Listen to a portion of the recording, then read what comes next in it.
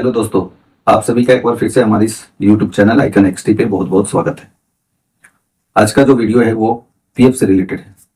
आप लोग देख रहे होंगे कि जैसे ही नया साल आया है, जनवरी की माह आई है, जनवरी 2025 में बहुत सारे ऐसे पीएफ में चेंजेस हो रहे हैं और बहुत सारी ऐसी अपडेट आ रही है जो कि सभी कर्मचारियों को इसका लाभ मिलने वाला है।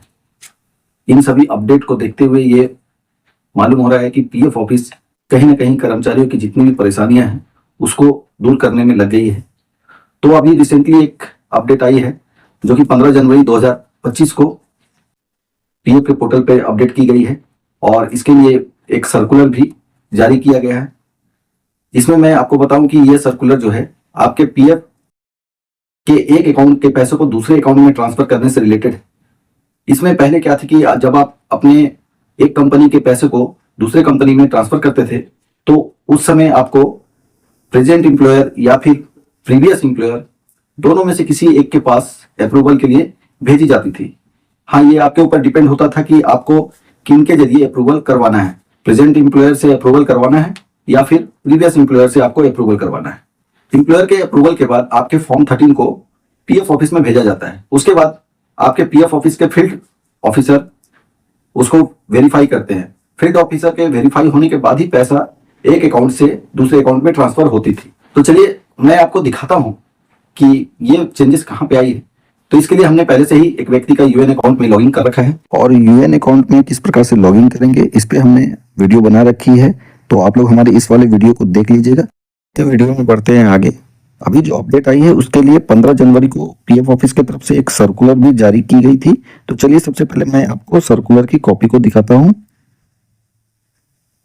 जो कि ये सर्कुलर देखिए ऊपर में यहाँ पे आप डेट देख सकते हैं, ये 15 जनवरी को जारी किया गया था। तो चलिए इस सर्कुलर को पढ़कर देखते हैं इसमें क्या लिखा है। तो यहाँ पे आप देखिएगा कि सब्जेक्ट में लिखा है simplification of transfer of provident fund account regarding. इसका मतलब यह है कि ईपीएफओ आपके जो प्रोविडेंट फंड को एक अकाउंट से दूसरे अकाउंट में ट्रांसफर किया जाता है उस प्रक्रिया को बहुत ही सरल बनाने जा रही है। लेकिन ये ऑप्शन अभी वैसे मेंबरों के लिए है जिनका यूएन 1 अक्टूबर 2017 के बाद जनरेट किया गया है। हम फिर से आगे हैं इस वाले पेज पे। यहाँ पे आप देखिए कि ऑनलाइन सर्विसेज का ऑप्शन आपको नजर आएगी। उस वाले ऑप्शन पे क्लिक करेंगे तो नीचे आपको 1 मेंबर 1 पीएफ का ऑप्शन नजर आएगी। उस वाले ऑप्शन पे जाकर क्लिक करेंगे। इसके बाद जिस मेंबर का आपने यूएन अकाउंट को खोल रखा है उनका सारा डिटेल्स यहाँ पे शो हो जाएगी। उनका नाम, उनका फादर नेम, उनके पीएफ से जुड़ी हुई सारी डिटेल्स यहाँ शो हो जाएगी। बात नीचे की ओर आएंगे। इसके बाद इस वाले स्थान पे यहाँ पे पहले आपको एम्प्लॉयर सिलेक्ट करने की ऑप्शन नजर आती थी, जिसमें कि प्रीवियस एम्प्लॉयर और प्रेजेंट एम्प्लॉयर का ऑप्शन नजर आती थी। आपको जिन भी एम्प्लॉयर के पास रिक्वेस्ट लगानी है उस वाले ऑप्शन को सिलेक्ट कर लेते थे और फिर सबमिट वाले ऑप्शन पे जाके क्लिक करते थे। लेकिन अभी आप देखिएगा कि यहाँ पे आपको ना प्रीवियस एम्प्लॉयर का ऑप्शन नजर आएगी ना करंट एम्प्लॉयर का ऑप्शन नजर आएगी। अभी इन दोनों ऑप्शन को यहाँ से हटा दिया गया है। इसका मतलब है कि आप जो रिक्वेस्ट लगाएंगे वो आपके एम्प्लॉयर के पास अप्रूवल के लिए नहीं जाएगी, अब डायरेक्ट पीएफ ऑफिस में चली जाएगी। तो चलिए अब इस वाले स्थान पे, इस वाले बॉक्स में पीएफ अकाउंट नंबर या यूएन नंबर जो भी आपके पास होगा उसे फिल करेंगे और गेट डिटेल्स वाले ऑप्शन पे जाकर क्लिक करेंगे। इसके बाद नीचे एक ऑप्शन और खुल के आएगी। यहाँ पे अब आपको एस्टेब्लिशमेंट सिलेक्ट करनी होगी। तो आप जितने भी कंपनियों में काम किए होंगे सारे कंपनी का लिस्ट आपको वहां पे नजर आ जाएगी। आपको जिस भी कंपनी के पैसे को ट्रांसफर करना है, जिस भी कंपनी के पीएफ अकाउंट के पैसे को ट्रांसफर करनी है, आप उस कंपनी को सिलेक्ट कर लेंगे और फिर गेट डिटेल्स वाले ऑप्शन पे जाकर क्लिक करेंगे।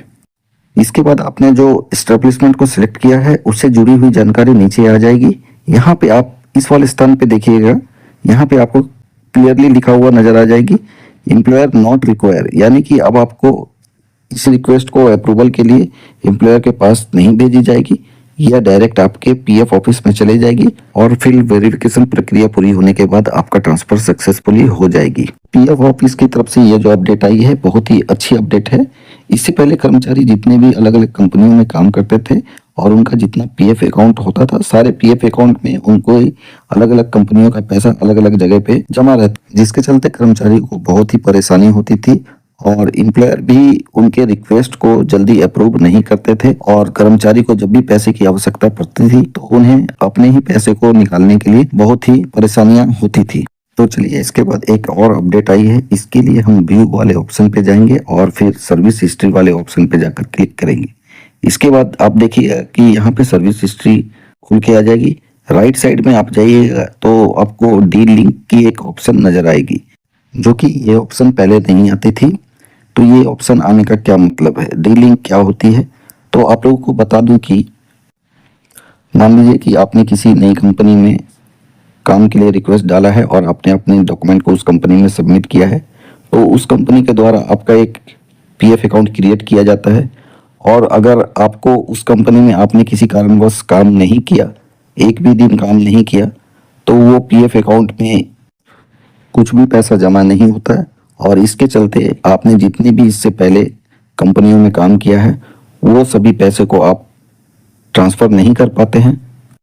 और कुछ एम्प्लॉयर भी इसी तरह से अपने कर्मचारी को परेशान करने के लिए नई पीएफ अकाउंट, नई मेंबर आईडी क्रिएट कर देते हैं और उसमें पीएफ का पैसा जमा नहीं हो पाती है, जिसके कारण वो कर्मचारी अपने पीएफ के पैसों को विड्रॉल नहीं कर पाता है, ना ही पीएफ के पैसों को ट्रांसफ़र कर पाता है।